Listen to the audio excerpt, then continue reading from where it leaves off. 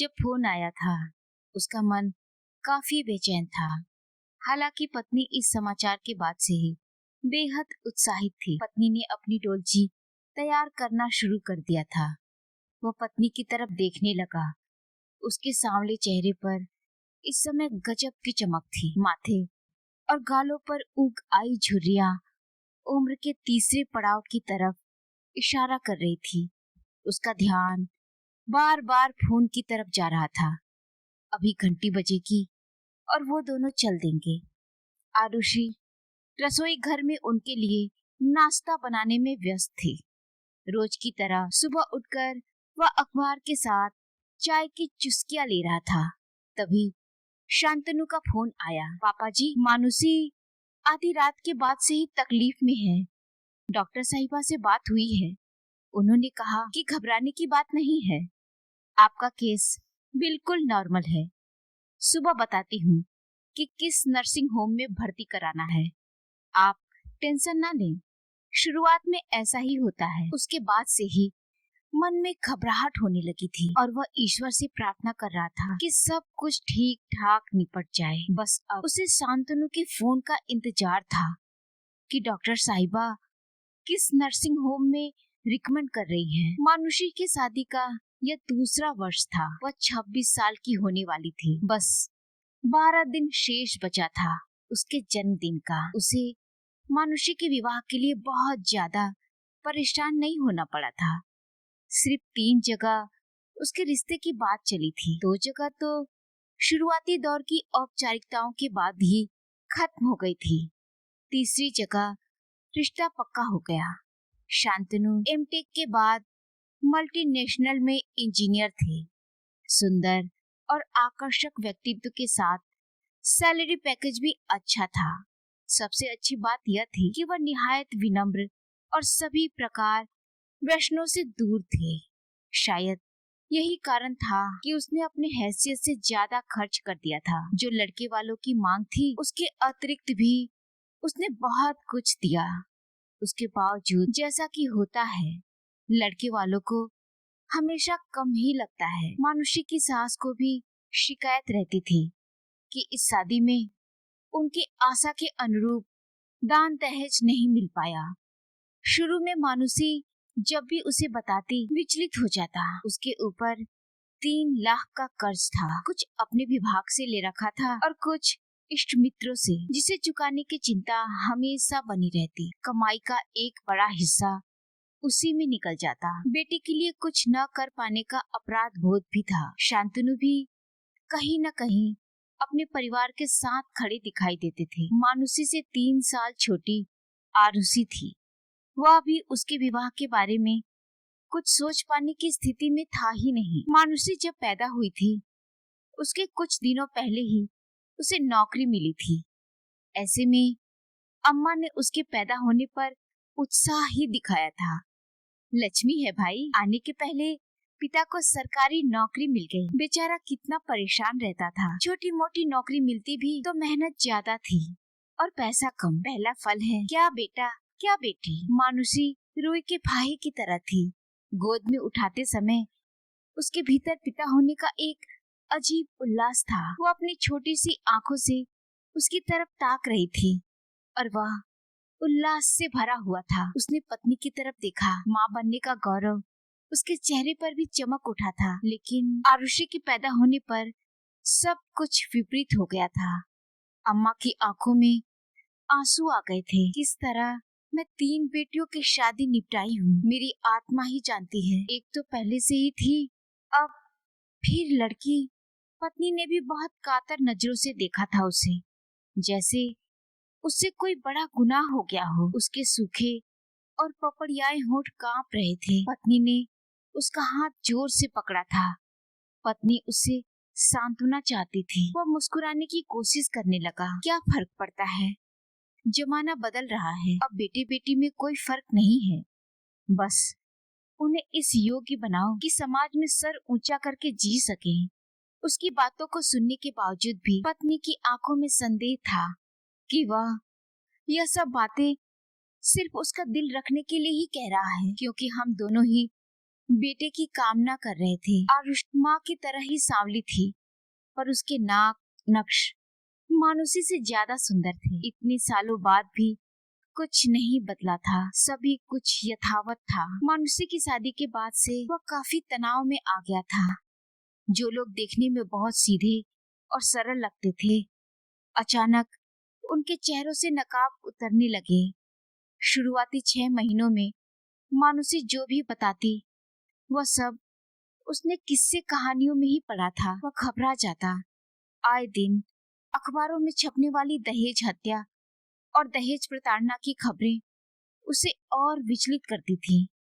पत्नी सांत्वना देती, आप बिना मतलब ही इतना घबरा जाते हैं, ऐसा कुछ नहीं होगा, सामान्य लोग हैं, जितना मिल सकता है लड़की वालों से ले लो की सोच तो हमारे समाज में है ही। आपकी लड़की को इसके लिए कोई शारीरिक यातना तो नहीं देते ना, बस जुबान से उलाहना ही तो देते हैं। ये तो हर लड़के वाले करते हैं। कुछ दिन चलेगा, फिर सब कुछ सामान्य हो जाएगा। क्या आपकी माताजी मुझसे नहीं बोलती थी? तब मोबाइल और फोन तो था नहीं कि जरा जरा सी बात मैके तक पहुंचती। अब तो दाल के तड़के में क्या क्या डाला है उसकी खबर भी मायके में तड़के को दाल में डालने से पहले ही पहुंचाने का प्रचलन है।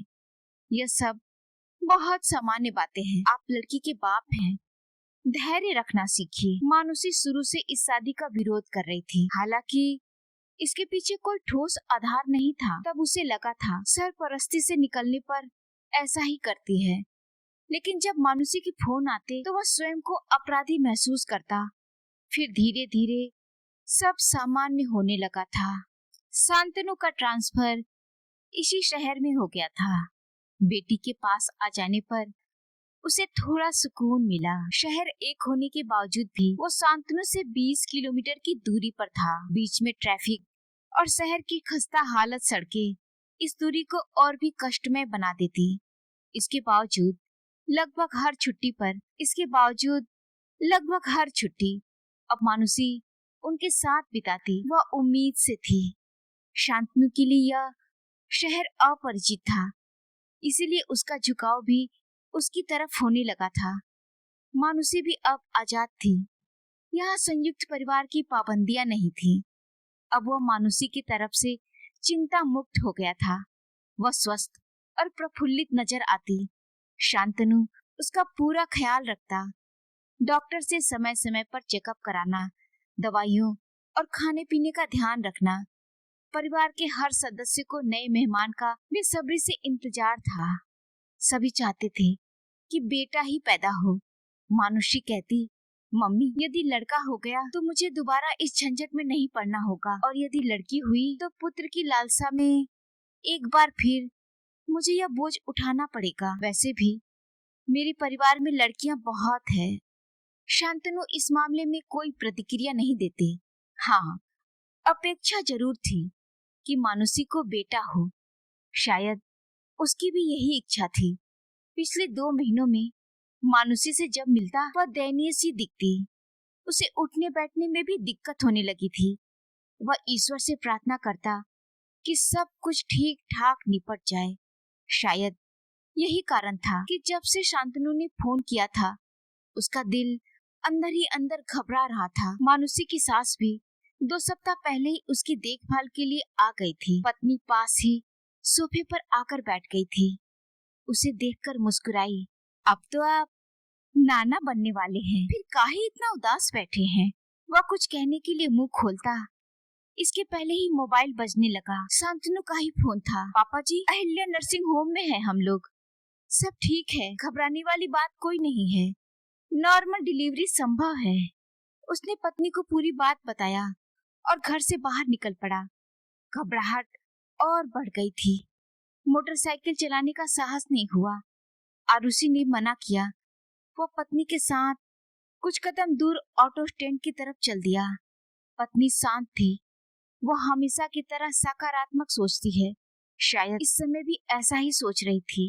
वो पिछले 3 महीने से आने वाले मेहमान के बारे में सोच सोच कर प्रफुल्लित होती रहती थी।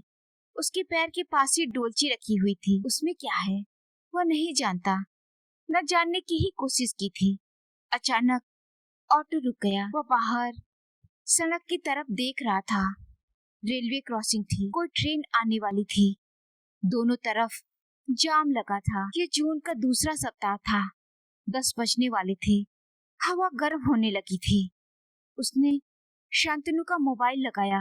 मोबाइल स्विच ऑफ बता रहा था। उसने कई प्रयास किए किंतु सफलता नहीं मिली। अब वह भुनभुना रहा था। पत्नी ने उसका हाथ दबाकर सांत्वना देने का प्रयास किया। ट्रेन सामने से गुजर गई थी। एक बार फिर ट्रैफिक में जान आ गई और वह धीरे धीरे रेंगने लगी। ऑटो वाला 2-3 जगह पूछने के बाद उसे एक गली के मुहाने पर ला खड़ा कर दिया। अधबनी इमारत थी जिसके ऊपर नीले रंग का नर्सिंग होम का साइन बोर्ड लगा था। एक मुरझाया सा अधेड़ आदमी इमारत के गेट पर तंबाकू रगड़ रहा था। वह ऑटो से उतरने के बाद जैसे ही आगे बढ़ा, अधेड़ आदमी में अचानक फुर्ती आ गई। वो सामने की कैबिन में घुसा और उससे तमाम जानकारियां लेने लगा। आदमी ने रजिस्टर में उसका नाम दर्ज किया और हस्ताक्षर के लिए रजिस्टर सामने बढ़ा दिया। नीचे हॉल में शांतनु मिल गए। वो किसी से मोबाइल पर बात करने में व्यस्त थे। उन्हें देखते ही वो फौरन बात करना बंद करके पास आ गए। आइए पापा जी, बधाई हो, आप नाना बन गए। बस अभी उन्हें रूम में शिफ्ट करवा के आ रहा हूँ। सब ठीक तो है ना? मानुसी कैसी है और बच्चा? हाँ हाँ, सब ठीक है। आइए। वह शांतनु के साथ हो लिया। पत्नी उसके पीछे पीछे थी। उसकी डोलची अब शांतनु के हाथ में थी। इमारत बाहर से देखने में जितनी अधूरी दिखाई दे रही थी, अंदर से उतनी बुरी नहीं थी। एक प्राइवेट रूम के सामने शांतनु रुक गए। उन्होंने दरवाजे को धक्का दिया और मानुसी मेरे सामने थी। उसके बगल में ही रुई के फाहे जैसी छोटी सी जान इस दुनिया को टुकुर टुकुर देख रहा था। मैं उसे छूना चाहता था। अचानक याद आया, क्या है बेटा क्या बेटी? शांतनु धीरे से बोली। बेटी। कमरे में कुछ देर के लिए खामोशी छा गई। उन्होंने मेरे कंधे पर हाथ रखा। अरे पापा जी, समय बदल रहा है। अब बेटे बेटी में कोई फर्क नहीं है। बस उन्हें इस योग्य बनाओ कि समाज में सिर ऊंचा करके जी सके। मुझे ये शब्द बेहद जाने पहचाने लग रहे थे। तो दोस्तों, आज की ये कहानी आपको कैसी लगी? कमेंट में अपनी राय जरूर लिखिएगा। मिलते हैं एक और नई कहानी के साथ। तब तक के लिए सुनते रहिए बोलती किताबें। नमस्कार।